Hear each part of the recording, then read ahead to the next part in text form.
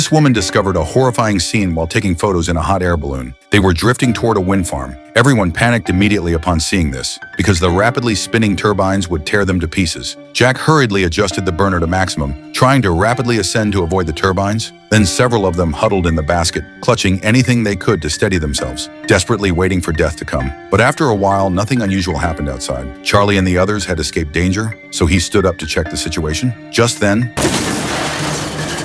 Charlie had no time to react before being thrown out of the basket by a turbine blade. However, the others in the basket had no time to grieve because Jack's thigh was impaled by a wooden rod and was bleeding profusely. Anna had no time to think further. She quickly removed her clothes to bandage Jack and stop the bleeding. At this point, the hot air balloon was still continually rising and had already passed through the cloud layer. Jack hurriedly told Anna to turn off the burner because the lack of oxygen at high altitude would suffocate them all. After losing lift, the balloon slowly descended. Just at that moment, Anna suddenly heard cries for help. It turned out Charlie was hanging on tightly to a rope and hadn't fallen. Lucy, seeing this, leaned over the basket trying to grab the exhausted Charlie, but just as she reached out her hand, Charlie fell. Everyone was terrified by this scene. They had only wanted to enjoy a hot air balloon ride, yet it had cost someone's life. Time passed this way, and after a while, the balloon drifted over the ocean. Lucy wanted to jump out, but Jack stopped her, explaining that without rescue boats spotting them, jumping into the vast ocean would mean certain death. Their only hope now was for the wind to carry them back to land. Yet when it rains, it pours.